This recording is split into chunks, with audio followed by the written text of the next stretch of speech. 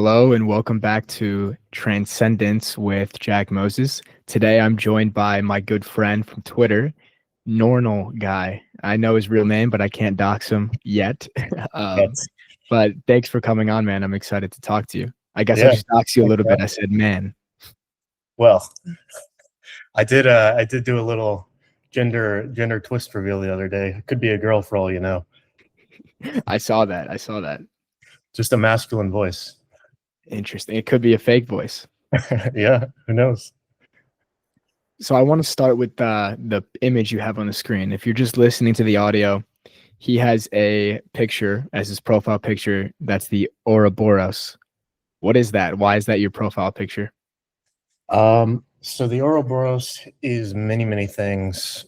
Nietzsche kind of described it as the eternal recurrence, which is the repetition of events through time over and over.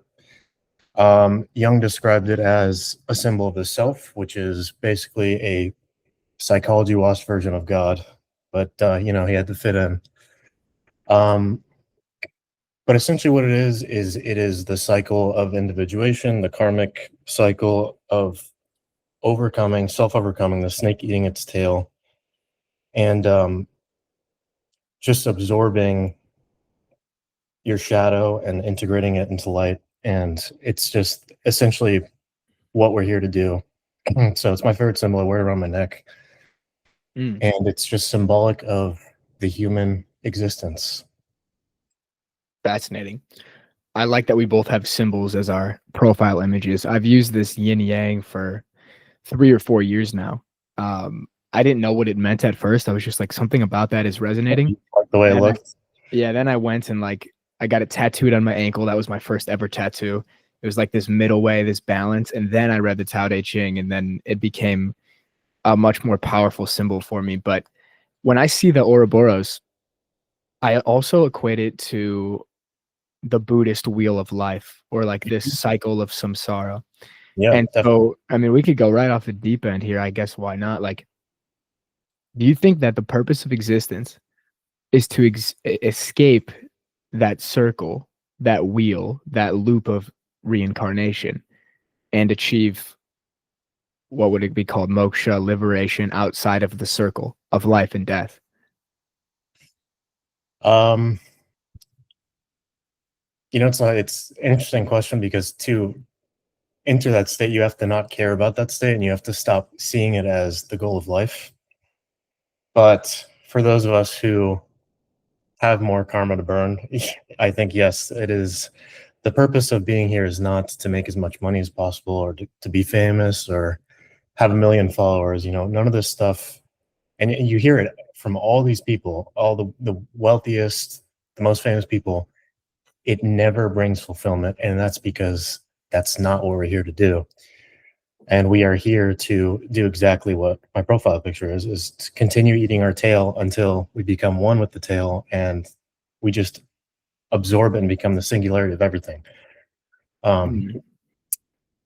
yeah, we come in, and this is what astrology is, this is what numerology is. We come in with a particular design that kind of builds off of our last lives. And these are things that we weren't able to figure out, things we weren't able to integrate. And we just keep coming back until everything is conscious, everything is embodied, and there is no more karma, there's no more unconsciousness. So yeah, I do believe that that is the purpose of life, and fundamentally we are spiritual beings on a spiritual mission, and all this material stuff is a side effect of following our spiritual path.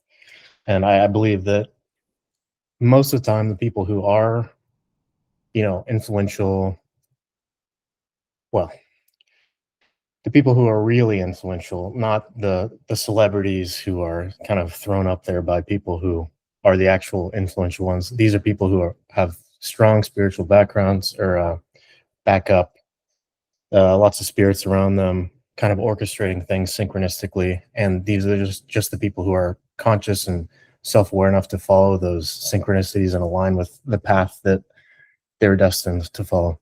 I think that karma could be anything that is a deviation from that one true source, or you could say Yeah. God. It's like anything that is done that takes you away from that source and that gets you into a state of jealousy, anger, causes harm upon another. From my perspective, that accumulates karma. Yeah. And when you're not conscious of it over and over and over again, you accumulate so much negative karma that it manifests in a negative way in physical reality, right? Like Mhm. illnesses, disease, financial problems. These are all byproducts of deeper spiritual karma, which I believe is living out of alignment with God or your soul's destiny. And then Yep. if you accumulate so much excessive negative karma, then that's where you come back, reincarnation, eating the tail, and you have to figure out how to work that out again. Now, what's interesting about this whole game is like there is a way, and there are people out there who have done this of like becoming completely free of their karma, becoming completely liberated. These are the truly influential people, not like the celebrities like you mentioned. These are the Jesus Christ, the Krishna, the Buddha. Like Yeah. these are beings that have cleared themselves of their karma and become one with all that is. What's interesting about the Enlightenment game to me is that I think for a lot of people, and this has also been for myself as I've like explored this path and pursued this path, is it feels kind of scary, right? It's like, okay, like if this is the end goal of existence is complete enlightenment, complete oneness with reality, what do I have to give up to get there? And do I lose myself? Like, do I forget who I am? That's been the question that I've pondered. But I'm curious your perspective on that.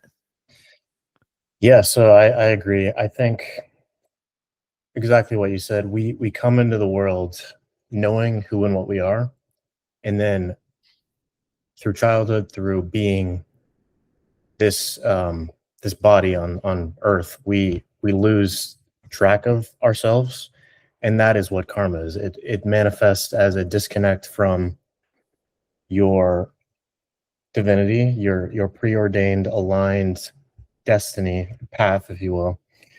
And essentially, I see it as like lying, because deep Mm-hmm. down we all know who we are. That's what the intuition is. That's that gut feeling, that knowing of what you are that we all have. But for most of us, it's just so buried under so much gunk. But at the root of it, it's lying, because every time we stray from our truth, we become more unconscious, because it's a rejection of objective reality. So it's just a feedback loop of society telling us this, and then us agreeing and thus lying to ourselves. And over and over, we lose sight of who we are. We become more unconscious, and we just lose our path. And then so karma is these lies, these uh, these areas of unconsciousness, these areas where we disconnect from our divinity, our light, and that's the path of the spiritual path, is to stop lying, stop deceiving ourselves, and integrate these lies into consciousness, and then become who we were, and then who we are supposed to be. Mm. I feel like all this stuff, it's like we can talk about it all day, but they're just words at the end of the day. Like it has to be felt, embodied experience for somebody Yes. to know what we're talking about. For me, with karma, particularly, or like ridding the self, the body of negative karma and allowing consciousness to naturally elevate as a byproduct of letting go of those lower energy fields. I didn't fully understand it. Like maybe I intellectually heard about it, but I didn't understand it on a felt embodiment level until there was a retreat I was on in Austin, Texas, and this guy came to facilitate for us. His name's Tom Ross, and he's like a forgiveness karmic healer. And he essentially taught us how to let go of or pray to actually physically release karma from the body. And what Yep. happened is we did these group sessions where like this dude was super intuitive, super psychic. Um, he also was very in tune with the map of consciousness and David Hawkins' truth versus falsehood muscle testing. So we would have this group of like 10 people, and he would kind of scan the room with his intuition, like not even looking, and he would just be like, boom, we're going to you. And then he would point at somebody. And then there would be something in the energy field that we could collectively share and all let go of. And then we would go back into the past of like, oh no, it was 9 years old. Yes or no, muscle test. No, it was 8 years old. Yes, boom. Okay, it was this situation. No, no, no. Yes, it was that situation. And then we would all send forgiveness energy to this person while they simultaneously forgave themselves. And there would be like this collective pop in the form of like a yawn or an energetic release. And then the entire energy of the group would elevate. And we muscle tested it out. And I think the energy of the group raised by like 20 or 30 points on the map of consciousness as a result of doing the forgiveness work. And so ever since that moment now, and again, like this is not something I would say I do as much as I could do it more. But like if you truly learn how to pray and forgive yourself and others and like actually tune into the exact moment where maybe the karma occurred, you can release it. And when you release it, you become more liberated, you become more free, and you align deeper with your soul's destiny. So I want to bring this to a question, like in your spiritual experience, because everybody's is probably subtly different. How have you actually felt karma, let's say, in your system, and have you had a practice where you actively release it or have felt it move? Yes. So yeah, so as you said a bit earlier, it's karma is an external reflection of the internal, as within, so without. So we can feel the karma internally that'll manifest as self-doubt, anger, jealousy, hatred, all these things. If you have an emotion, essentially if you have an emotion that isn't love or joy or stillness of some kind, that's karma to an extent. And so you can feel your karma mentally. And after a certain point of meditation or yoga or any of these things, you unlock this sort of witness consciousness where you can observe all these states. And it's not the end goal, but to be able to observe them is to know what karma you have. So there's the mental aspect, then there's the physical aspect. So for me, what initially caused my awakening was I had so much physical karma. It was just a reflection of the mind, right? But everything was so tight. All of my energetic centers, because it's again spirit, body, mind, they're all connected. My body was tight, my mind was tight, my energetic centers were all blocked. And so for me, what really opened my understanding of this was an event where my physical body released, and I gained an inch of height. All of this tightness let go, and the mind let go, and the spirit let go. And when these things happen, when you let go of your karma, your external world changes. It doesn't even have to be a huge mystical thing. It can just be you see everyone differently, you see the world differently. Things that would have ruined your day are now things that you just love because you understand the purpose for them. You see the alignment in everything. And but yeah, so mine was an accident when it initially happened, but now I do a lot of somatic letting go, the David Hawkins style meditation, where you can really feel the energy in the body. And when you feel that energy, you become conscious of it, and then it flows and it exits. And that's a release of your karma because it's an energetic blockage in your body. And when the block releases, the energy leaves, and that's your karma leaving. So there's a lot of it's really just a somatic awareness of the energy blockages of the karma.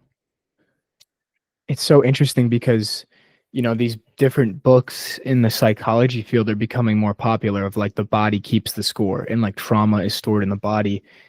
When we are talking about this, do you see it as like the idea that trauma is stored in the body is the same thing as karma is stored in the body? Yeah, because Interesting. trauma, karma. I mean, Trauma is just a word that the psychologists use to describe karma because they can't acknowledge that it's a real thing, I and see. they have to make everything clinical. So, Right. in my opinion, all of these terms are just because essentially there is no if, ands, or buts about it. We are spiritual. Everything is spiritual. So you can, try to make things material, try to make them psychological. They are reflections of a spiritual element that are being repackaged as something clinical. Mm. I've heard it put that the body, or like us as beings, like we're just walking bags of karma.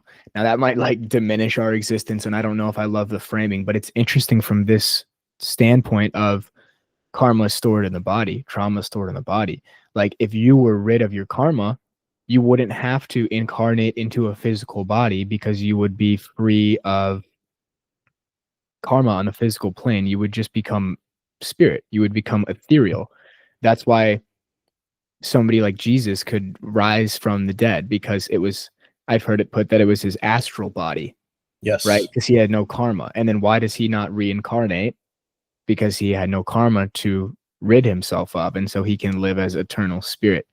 So Mhm. that's an interesting rabbit hole to go down of like, shoot, I can do that too, right? It's theoretically possible for everyone because it's our true nature. And like within a second, a thumb snap, you can revert to your true nature. Of course, easier said than done, but it's possible.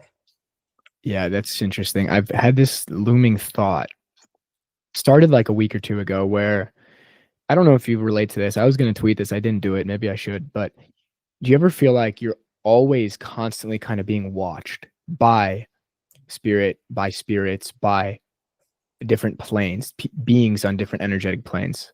Well, it's because we are. Right. And so like I have those feelings quite often, even right Yeah. now. And it's like I had this thought that like if I truly chose to, like you said, in a snap of a finger, I could just transcend the physical plane and go to the spiritual plane if I wanted to. Yeah. I don't want to right now. And we could like, why wouldn't you want to? Well, I don't know. I think we come in here with a purpose on Earth. If you didn't have a purpose for your incarnation, you wouldn't have incarnated. So yeah, I mean, this could go deep into like soul's purpose, soul's mission. Um, like certain people that pursue the spiritual path will just like uh, resort to a cave to meditate and just become one with everything. But and maybe there is something to that, and maybe that's my own shadow that like I wouldn't pursue that or consider that. But like I feel as if there's a mission on Earth to accomplish, and if I was just supposed to go sit in a cave and meditate for my whole life, like why would I be here? Yeah, I agree. I think, well, I think it depends on your incarnation. For some people, they are meant to just be in a cave all the time and achieve samadhi and just be in non-duality all the time. But you can also do that in society. It's just much harder, and Yes. you have to balance those states of transcendence with the ego that needs to do things and is here for a reason. But to your point about there's a reason, like it could be your shadow. Ultimately, like anything that makes us want to be in the world is the ego kind of convincing itself that it needs to stay alive and it's survival. So I think theoretically we could just become spirit holy and then still live out our mission. Mm-hmm. We don't necessarily need our karma to live out the mission. Like I think we come into the world with these archetypal paths that we have to walk in our lives, and they're different for everyone. But we can either do them in the external world, which most people are fully external, and they're walking their path externally and integrating things as they walk that path in the world. But you can also do that in meditation. You can do it in yoga, inner work, etc. You can integrate all these same things, but you won't be putting it into the world. And I think there needs to be balance there, Mm. people. That's an interesting tangent there of you could become one with spirit and still live out your purpose in the material world. Like, this is what Jesus talked about. And I'm sure the type of person listening to this is with us on this, but like oftentimes when you mention the word karma or reincarnation and then Jesus in the same sentence, it's like it doesn't make sense. But I think we probably see it the same way. It's like what he was living out and embodying is the same thing that the Eastern traditions have said. It's also been written and channeled from the Akashic records that he went to the East to learn from these masters and come back. But what he said about this, and he lived out this exact point you're talking about of surrendering a personal ego to the will of God, like literally being crucified for it. And that's why I think he said, take up your cross daily. What does that mean? Can you put your ego on the metaphorical cross and surrender your personal will to the will of God? That's the ultimate game. Then the question becomes, well, how do you know what God wants for you? Right? You have to kind of step outside of the ego and begin to open up to the collective consciousness. And that's where I believe like maybe the first step towards that in my experience of like opening to the collective has been noticing synchronicities. Because that is, in my perspective, the divine intelligence guiding you. And sometimes the synchronicities might guide you in a path that your ego's like, fuck, like, no, that's scary. I don't want to do that. That is exactly the point. That is exactly taking up your cross. Yeah. Yeah, I agree. The synchronicity element is interesting because when we're fully aligned, when there's no ego involvement, it's just synchronicity everywhere because we have a predestined path that we're meant to walk. And so when we have these synchronicities, it's just because our ego is surrendering, we're putting it on the cross, and we are stepping into the shoes. We're synchronizing with our objective path. So the goal should be to be in synchronicity all the time. Of course, I'm not. It's, you know, there are moments where it's constant and it's mind-boggling to the ego. Right. But, that's when you are free of karma, you are synchronizing with reality. You are co-creating it with the divinity of everything, and you're becoming one with reality. There is no more separation. This is non-duality. You are becoming the external world. For somebody listening to that, becoming the external world, does that mean they lose themselves? Well, it depends. Do you think of yourself as the ego? In that case, the ego is in check. It's submitted. The ego is always there. I mean, even Jesus had an ego. It was just constantly submitted to the higher self. And we are not our egos. We need an ego to have a body, to be alive. But our true selves is it's our spiritual being. It's our higher self. And again, back to karma. When you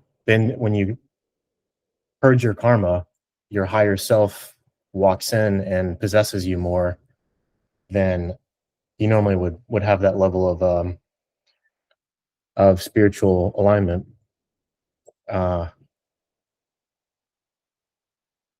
So yeah, if you identify with your ego, it's going to feel like a loss of who you are. But in order to get to the point where your higher self is checking in and taking over, you realize that you are not your ego. You are something more than your ego, and your ego is just an intermediary to survive in this material world. When did you realize that you are not your ego? So for me, it was a period of 3 months where everything just dissolved. And this was when I was doing like I spoke about earlier, when I was doing my physical realignment, where I was releasing all this physical stress. Everything just lifted, and everything that bothered me mentally was gone, and it just left within a span of 3-4 weeks of starting it. everything just left, and I didn't think, I didn't have any of these neuroses that used to run me. That was my program that would run me 24/7. And what really made me realize this is my first time entering samadhi. I remember I was working a job at a hotel, and on my breaks I would just go outside and look in the sky and just dissolve into the blue sky and become everything and nothing at the same time. And when this happens for the first time, you don't know, your ego has no idea what the hell is going on, because you have no, if you're not familiar with the spiritual stuff, you don't know what's going on. But it doesn't matter, because it's just a return. You are remembering who and what you really are, and there's no way to rationalize it. There's no way to say, oh, I'm just having a psychological mishap here. No, this is what gnosis is. You know exactly what's going on. You know exactly who you are. It all comes back, and you remember what your true essence is. So for me, it was that period where I was seeing samadhi, constantly just going on my break, looking at the sky, boom, nothing and everything. When you would go back into work, would you maintain that state? No, the ego would come back, but it was a very, very light ego. It was unconditionally loving. Just joy. Just if we were to think on the map of consciousness, high fives probably most of the time, and then of course I would drift into samadhi here and there. Yeah, when you initially have that release from the ego, you get flung into those high levels, those high echelons of consciousness, and it is it's confusing to the ego, but because you are not your ego and you are your higher self, it's like you're remembering who you are, and everything is just, it's blissful and perfect all the time. There's no needing to label it. It's interesting you mentioned the psychological mishap perception, and we've kind of gone into the psychology perspective on this a little bit, but like the things you're talking about, the psychologists, the medical institution would call that a mental disorder. They'd call it schizophrenia. Yeah. Dissociation. Yeah, well, they're under a paradigm that is just incorrect, because there is a complete rejection in the West of the feminine element, which is all of these things: the stillness, the transcendence, the divinity, the intuition. All of these traits are feminine, and all of these traits are divine. And so we are in the West, we are possessed by the intellect, the masculine, the rigidity, the orderliness, the A to B to C. And these things are important. Like, we need the masculine as a society, but we have rejected wholly this feminine, this stillness. And our institutions reflect that, in the sense that they only acknowledge what is directly measurable, what can be described in an A to B to C linear method of understanding, which is not the highest form. The highest form of understanding is acausal knowing. It's just intuitive remembrance of divine cosmic truths. So they've rejected all of that.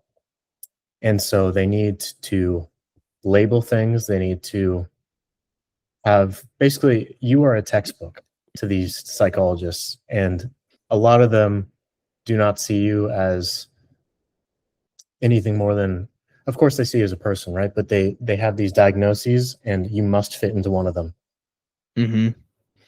It seems as though they only see the mental and physical plane, and there's no recognition of a spiritual plane. And Yes. like, this is not to demonize psychology or therapists or anything. Like, I at the start of my, I call it personal development journey, I started seeing a psychologist, and she was amazing. I have so much love for her. And she really helped me and she really cared about me. And there was a spiritual component, but it was never recognized or talked about. And I didn't see it as that until many years later. So this is not to demonize therapy. It's just to showcase the limitations. And I wonder if the systems will transform. I feel like they will. I feel like our generation, the evidence is going to become so overwhelming in the next 50 years of the nonlinear, of the spiritual plane, of God, of synchronicities. People are seeing it more and more, like average people walking around, especially if you can almost open their eyes to it. Just like noticing, oh, do you see that? Do you see that animal? That's interesting. Why would that happen at this exact moment? Oh, that number on the clock, you've been seeing it all the time. Oh, that's just interesting, right? Everybody's having these experiences. Maybe not everybody is, but maybe not everybody is aware that they're Right. having the experience. But it's only a matter of time. At least I think in our generation, in let's just say the United States or Western world, that these ideas are going to spread like wildfire around the internet, and it's going to become you're going to become delusional if you are not in tune with these things. That's Yeah, my theory. exactly. Yeah, there are so many elements at play here because, I mean, overarchingly, we are entering a new astrological age, the age of Aquarius, which is all about um, it's all about individuality and becoming who we really are. And it all kind of, it's a feedback loop with the internet too, because there's no more hiding things, there's no more deceit. The truth and falsehood are going to come out because everything is shown, everything is discernible now. And exactly what you're saying, people are waking up more, and it's a domino effect. When one person wakes up, the people around them feel that energy, and it's really the spirits around the awake person. Because when you're conscious, more spirits come to you, and those spirits kind of they get into other people's energy fields. So it's a domino effect, and I'm sure you've noticed this in your personal life, where the more you wake up, the more the people around you wake up, and Yes. it's inevitable. So yeah, in this age of Aquarius, it's going to be happening more. But even further than that, there's the psychological rule of enantiodromia, where it's the necessity of things to pendulum into their opposites. So right now in the West, we are very intellect driven. We are possessed by the masculine, by the rationality, the science of everything, which is an important part of the puzzle, but not the whole thing, like I said. So we're going to pendulum to the other end, and then at some point, we're going to come in the middle. Mm-hmm. It's interesting you say this because yesterday, me and my family had actually maybe the most interesting day as family together. So we kind of lived it this middle way. Like we went to my aunt's house, and my aunt had been wanting to have a psychic party for so long. And like nobody in my family is very spiritual. It's not something that we've been interested in. But my aunt met this woman who is a psychic tarot reader, and she told her some crazy things that were very spot on. And she's like, "This is so crazy. This is so good. Like, we're having a psychic party." And like, my family has recognized that, like, I'm into this. I mean, even right now, as I speak, I'm in my desk in my room and I have cards scattered. I have Jesus Right. card is out, Mother Mary is out, etc. But we had this psychic party, and it was fascinating, right? This was my first time with my family. It was all their first times getting readings, whereas I've had many readings at this point. So like there was a lot of fear around it. There's like anxiety, like, oh shit, like what is gonna happen? So we did these readings. Everybody had like pretty interesting experiences. And then you talk about the linear intellect. And like my aunt asked me, she's like, because I told her like my reading was a lot about like business, my next step, purpose, all this stuff. And she's like, well, what's your plan? Like, what's your 6 month plan? And I was like, well, we're playing this game a bit differently because like we have goals, we have plans, but like we're going about it in a very non-linear, intuitive way, like Right. tuning into spirit. And it's very hard to explain that, especially when you sit at this paradox of business and spirituality. Business is the level of as it is right now, it's rationality. It's below the spiritual paradigm. It's in the 400s, 300s, and 200s, Yeah. whereas the nonlinear domain is above the 500s. And so, what we're trying to do in transcendence is build businesses in the world, play the material game, but listen to spirit, listen to guidance as we do it. And so, like, I can't go to somebody and say, here's our exact business plan, because we're navigating it by our intuition and by our spirit while also using the intellect as a tool. Now, where was I going with this? Oh, yes. Okay. I think you said a good point of when you start to awaken, people around you awaken. Something I've learned is like you can't force anything on anybody. You can't go to somebody and say, no, this is right. Like you just have to kind of live it. And then Yeah. they start to notice when things start happening that are like kind of absurd or kind of crazy, or you just point something out to them like a synchronicity. So that's really cool to start to see like in your family and your friends. Like it's really cool, but you can't force it on anybody. They have to come to it themselves. Yeah. I want to ask you a question here about you mentioned guides and spirits. Talk to me about your experience with this. Is it something that you experience daily? I'll leave it open ended. I'm just curious to know your experience with these things. Yeah. It really depends on, my level of awareness, consciousness, because they're always orchestrating things. They're always with you. And I don't want to send anyone into psychosis, but they're always there. You're never alone. Um, for me, I've seen them. I see them very rarely. I don't know if I'm seeing my guides. I don't know if I'm just seeing a spirit in the house. I don't know exactly what it is, but I know they're there. The way that they normally communicate with me is at least so all the gods and goddesses are real. They're if God is the oneness, the wholeness of everything, then the prime archetypes are fractals of this oneness, and they're like the fundamental aspects of God. So So like Medusa, like I don't know who else you would say. so Zeus. exactly. So these are all archetypal reflections of energetic forces. When you told me that these goddesses and gods are actually just geometric patterns, that Yeah. stuck. Well, because everything is the same, right? Like it's geometry, it's vibration, it's sound, it's frequency, it's archetypes. Everything is all of these things. So a god is that archetype. So for instance, Medusa is the divine, or it's the dark feminine, right? And that is also geometric uh, sequence, because geometry is vibration, is consciousness, just like body, mind, spirit. It's just different levels of the same thing and different manifestations and different senses and different packaging, but it's all the same thing. So at the root of it, it's just these energetic frequencies, and they're all packaged to our human minds as the gods, or archetypal. In the Jungian sense, the archetypes he described, the wise old man, the magician, all these things, they would appear to him in visions, and he would have his own individual packaging of the archetype. So for him, he saw Philemon as the magician, whereas someone else might see, Merlin, or whatever way their psyche or their collective or their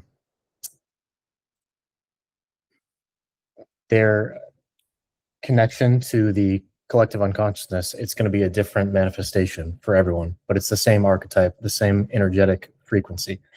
So for me, I have some of these archetypes around me, and they are, like I said, they're an energy, but they're also a spiritual entity, a frequency, a real being.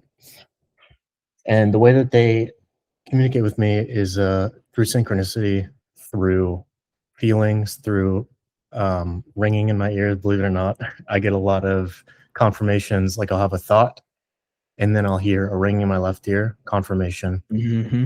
And my right ear is typically like my spidey sense, where if I'm, if there's something that I'm doing wrong, or if there's something that I need to be wary of, I'll hear in my right ear.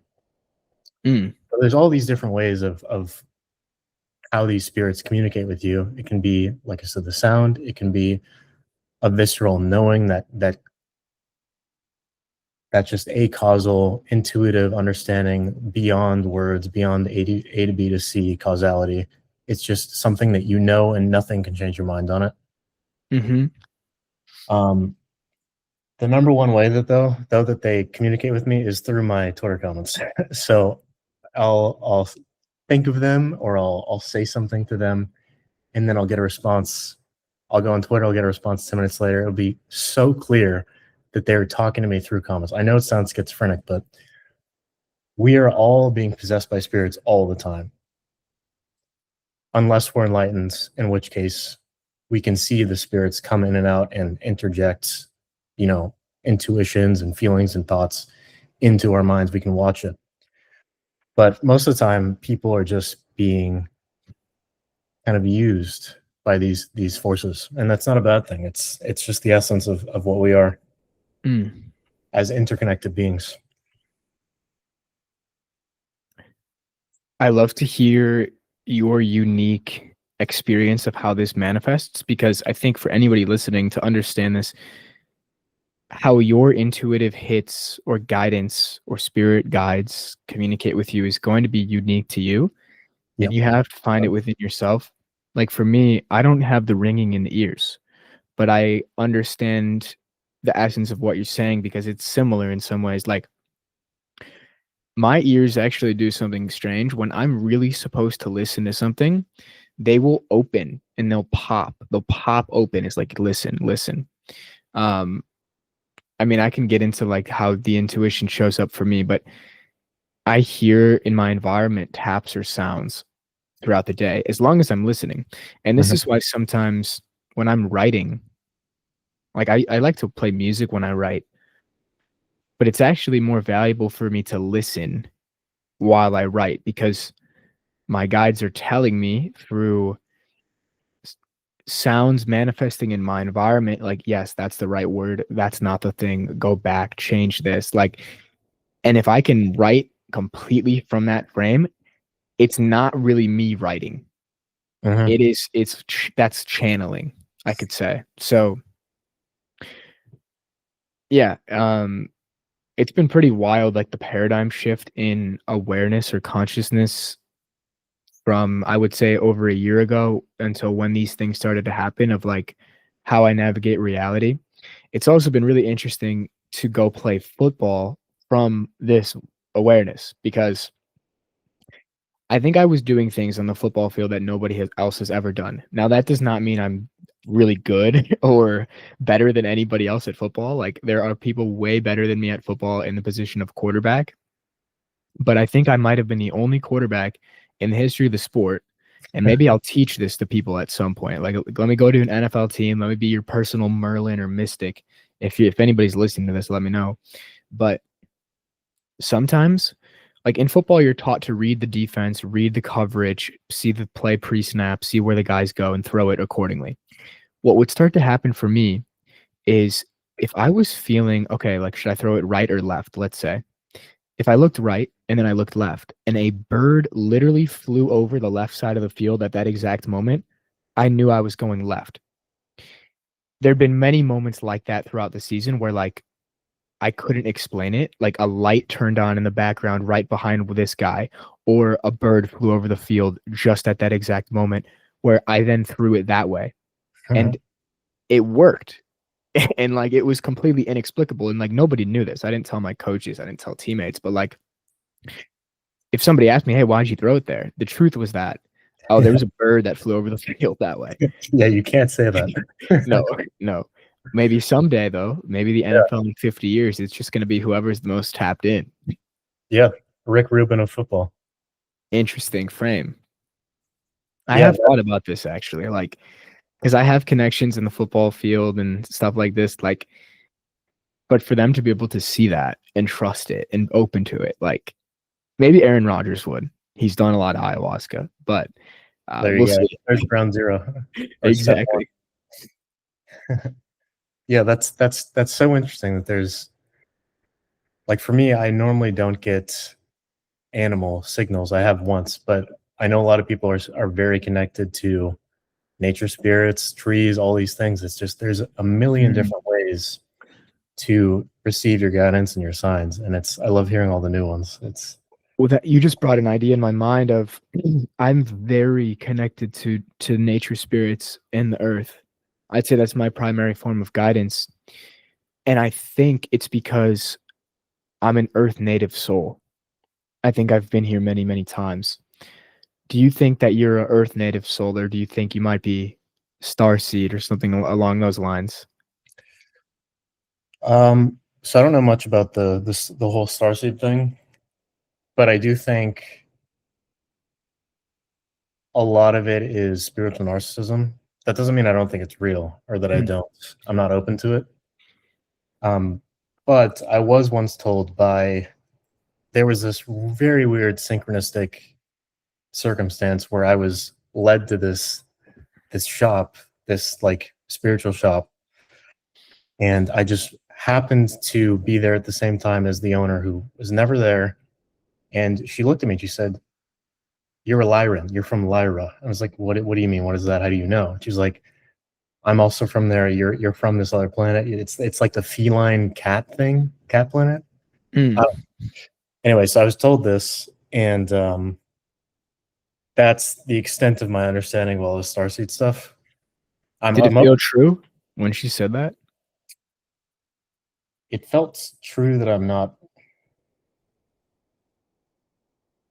from Earth, I guess, but it's the same thing. I don't think any of us are from Earth. Like we're from the spirit realm. So I don't know. I don't have a firm intuition on that one, but I'm definitely open to it. And Mm.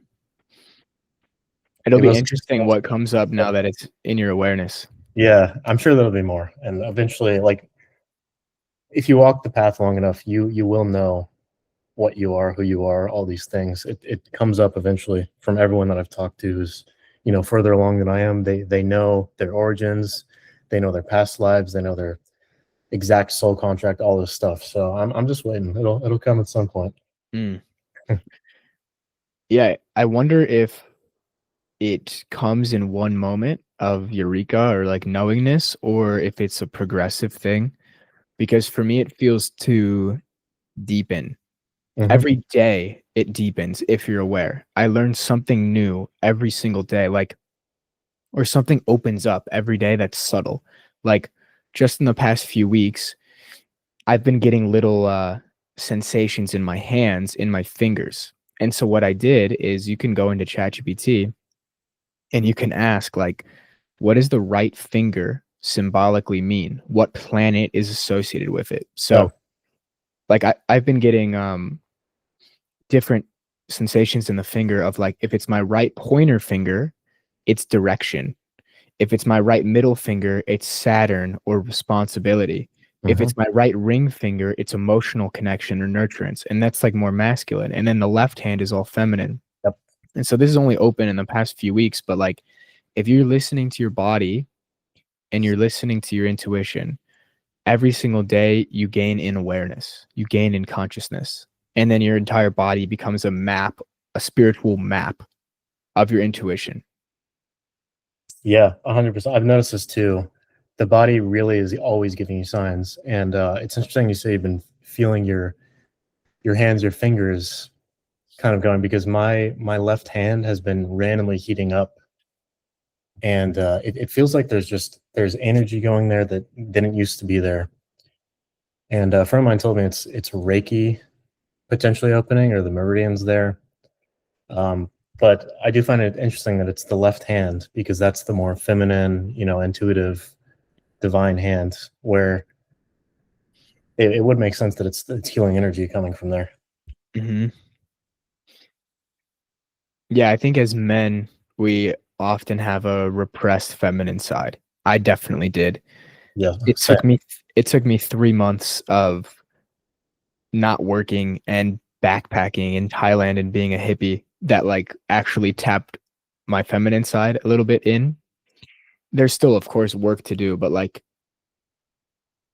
I believe if you want to actualize your potential as a man, you have to integrate your feminine side. 100%. I have very, very strong opinions about this because everyone in pop culture who is seen as a role model, a male role model, is completely like it's just a barren core of femininity. There's nothing in there. It is a pure hypermasculinity. There's no intuition, there's no reflection, there's none of this stuff. It's just go, go, go and hold everything together.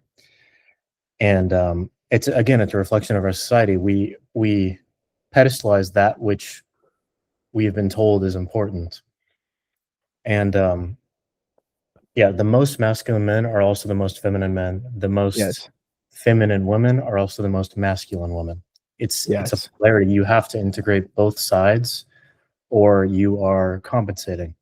So the wholly masculine man with no feminine side is very repressed, and he's compensating for that repression with all the money.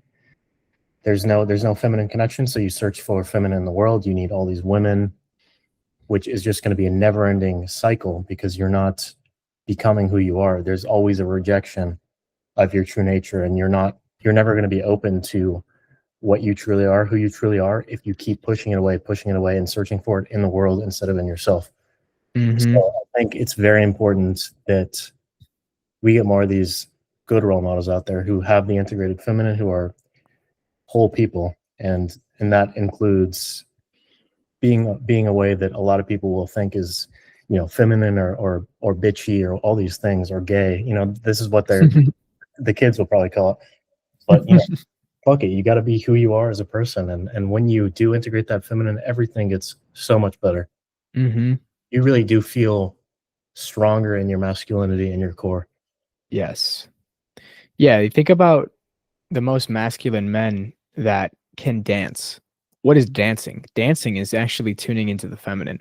Yep, I flow. also think about the greatest leaders, not not the people who are portrayed as the most masculine leaders on Instagram or whatever, like Tate or like these type of Nick Fuentes type of people. Yeah. Um, the the the greatest genuine leaders that I personally know as men are the most integrated in their feminine because they can listen, they can hold space, they can heal, they can hear you, they can nurture you, they can be with your emotions. There was a movie that depicted this really well. It's actually the new Lion King. I don't know. Have you seen this? The new Lion King? No, I haven't.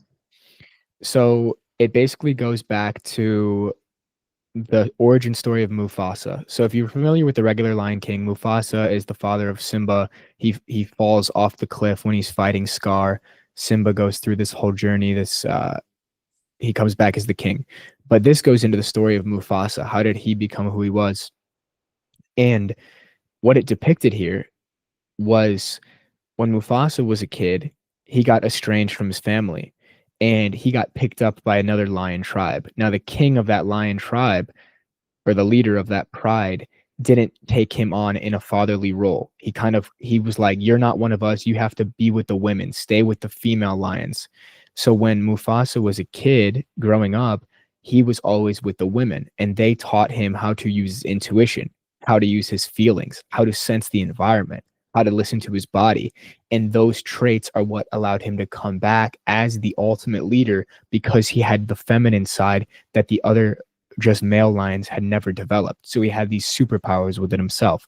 And I watched that movie and I was like getting chills the whole time. I'm like, this is so deeply true on a soul level. I can just feel it. I feel like that movie was made for me, honestly. Yeah, synchronistic for you. Yeah, it's good to see because most of the time the movies out there that are popular are just peddling the same old incorrect paradigm of. I mean, sometimes it's the men are over masculine, sometimes the men are just pure feminine, which you don't want that either. You want a blend. And I notice a lot of the popular movies, TV, is everything is backwards. And there are many reasons for that and some theories I could get into, but to the original point, the best leaders all have this feminine, and the best leader of all time, Jesus Christ, is the most integrated man of all time, the strongest femininity of all time in a man. And there's a reason that people revere him as, you know, the greatest man of all time, the Son of God, is because he had that feminine, he had that masculine. Everything was embodied, everything was lived. There was no rejection of this part of him that society now thinks is weak. Mm. How could men deepen into their feminine side? And why would they want to? So, kind of everything we've been talking about, the connection to the other place, the divinity, the spirits, all this stuff, you cannot access any of that until you start accessing the feminine, because the feminine is the intuition, it's the flow, it's the stillness, and all of these things are required to enter samadhi, to see God, to have a connection to your spirit guides. You need the intuition because it's always there, like they're always communicating. But when we're so possessed by the intellect, by the masculine, by the rigidity of the ego, we don't see it and they can't get through to us.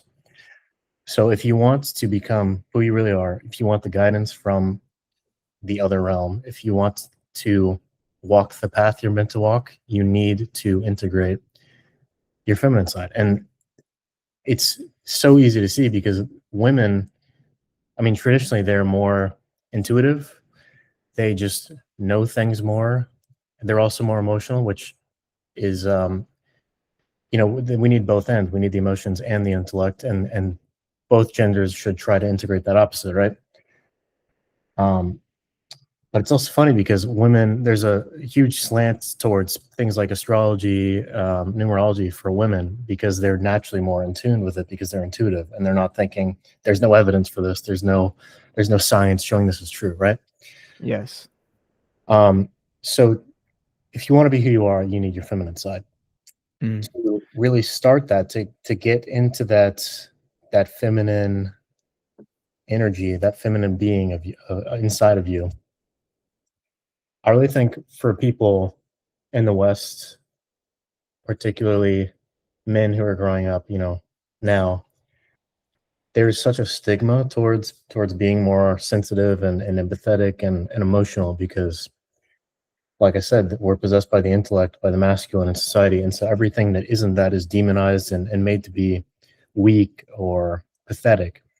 So it's the most important thing is a reframing of that, because when you have that belief, whether it's conscious or unconscious, your ego is not going to allow you to enter those states of stillness, of intuition. So I think number one is reframing your perception of it. And you can do that through listening to the greatest, you know, spiritual masters of all time. For me, it was I read a lot of Carl Jung, who talks about the inner feminine as the enema. And that's like the soul of the man, of the masculine. And so you need to get rid of that stigma, right? And when that's really integrated, when that's intellectually understood, because people who are possessed by the masculine need things to make sense intellectually before they can drop into that embodiment. So you need to understand it first and foremost. You need to see the value in it. And so that's reading, that's watching videos, all this stuff. From there, there are many, many different ways, but a lot of men especially will hold feminine trauma, feminine rejection in the root area, the sacral area. And so for me, what I did is I just did a lot of yoga, stretching, somatic meditation on those areas. So when you're open to this idea of becoming more feminine, of opening yourself to the feminine side, I think the best way to start is to drop into your body and let go of what's preventing you from embodying those energies. Mm. I think you hit it right on the head with, if you want to be able to use your intuition, if you want to receive guidance, feminine energy is receptivity. You have to tap into feminine energy within yourself if you want to receive this guidance. I think it's spot on. And I mean, a few other like tactical things that I think people can do are, one, start talking to more girls if you're a Yeah, guy, and definitely. not necessarily in like only a romantic context. If it's there, it's there, it's fine. But start befriending more girls. Start talking to girls. This is why I love, honestly, I find it more interesting. I love both sides. I love having my male friends, but with male friends, I feel like there has to be a shared pursuit or purpose or goal to really make that friendship stick. You have Yep. to be on a mission with them or have a mission that is somewhat shared in nature and in values. If you don't have a shared mission with your male friends, you're going to degrade into degeneracy. That's just what I feel. 100%. Yep. And the other side of it, I love having female friends because they were the first to show me, oh, it's okay to talk about emotions. They're interested in all these woo-woo things I'm interested in, like astrology and numerology. Like in school this year, if I went to my football teammates and started talking about this stuff, there were probably 2 to 3, maybe 4 guys on the team that were even remotely open to the ideas. Now, I would say that those guys were actually the most feminine. They had the most feminine energy, but they were also the best players and they were also the most masculine, which is kind of this paradox that we're Yeah. talking about. But it has been conversations with women that have really opened me up to my feminine. And then other things that you would classically associate with women, like sitting down and just like listening to music and doing nothing other than receive the music, dancing, singing, writing poetry. Like these things can really help unlock the feminine side. So Yes. I'm glad that this conversation has gone this way. Yeah. Yeah. Me too. I think it's extremely important, especially in the West, because, like I said, there's so much rejection of it. Um, and then to your point about just being around women to kind of open yourself up to that energy, a lot of people can't even do that because they don't see women as anything other than a conquest, which is the masculine. Mm. One, the masculine taking the lead, but two, the complete utter feminine intuitive bleakness externalizing itself into the world. And when it's trapped in the world, you are chasing that like it's your blood, like you need it to live. And a lot of the time, it's just an endless cycle. I mean, with playboys, with the red pill guys, they need their femininity in the world because they need femininity to be satiated spiritually, but they don't know what's going on. So they're Mhm. chasing it in the form of, casual sex, all the stuff, which is never fulfilling. Um, and the worst part of it is they're not integrating the feminine energy from being around them because they're not letting it in. So to your point about being around women, everything is energetic, right? So if you are spending time with women or if you're spending time with a certain kind of man, their energy is going to into your energy, and there's going to be a marriage to a point. But a lot of time people are so blocked, their egos are so rigid that even, all the time with in the world with these women, the energy is not going to seep into their aura. It's going to be rejected, it's going to be externalized, it's going to be kept away because they can't let it in because the ego is so fragile. So it's a two-edged thing. You need that exposure to these energies, but you need to be open to them. And I think that again starts in the intellect. But very good point. Like dancing, sitting, just listening to music, all these things are feminine energy. Um, even smoking, like smoking. A lot of very masculine men will smoke because they need that feminine grounding, and so they're searching for it in the world in the form of cigarettes or the beach, water. These are feminine things too. So what you don't have inside, you look for in the world. Mhm. Fascinating because I'm going to be traveling and moving to a place with a beach. No, it's not just for that reason. I think maybe there's a part of it that is that, but it's also just for the sun and the health purposes, but we don't have to get into that. But yeah, I think definitely a deepening within myself that can happen with the feminine, but there's also a deepening in the masculine. I've actually been more interested recently in deepening into the masculine, and like the James Bond archetype has been so resonant with me recently. Mhm. Because I think I went so far into the feminine that I wanted to come full circle back into the masculine. Yeah, And transforming. it's such a paradox, like it kind of breaks the mind of saying, how are the most masculine men the most feminine? Because you look on the surface, who would people associate it with being the most masculine men? Like Andrew Tate? He's not true. I don't think he's truly masculine. He's not. No, he is masculinity turned up to 100, femininity turned down to 0. Yes. And, you know, that's, again, people think that is pure masculinity because they don't think they should be feminine at all, because they think it's pathetic and not masculine to be feminine. And yeah, it's very sad. But yeah, James Bond is a great example of someone who has feminine energy integrated as well, because not only is he, you know, the coolest, most masculine man ever, but he, I mean, you can see it even in the way he talks to women. Like, you need feminine energy to relate to women in the way that he does. All these red pill guys, there's a reason they talk about how you need money, you need cars, you need good looks, you need muscle, all this stuff, because they can't win the woman over through sheer charm or connectivity. They need these material accolades to, you know, woo them. And these women are going to be women who don't have the masculine integrated either, because a woman with the masculine integrated will see that these men are not men. Right. So you attract, you know, you attract what you deserve. I love it. Dude, this has been a really fun conversation. It's gone by very fast too. Yeah, it's been great. Do you have any final ideas or topics you want to touch on that we haven't hit on yet?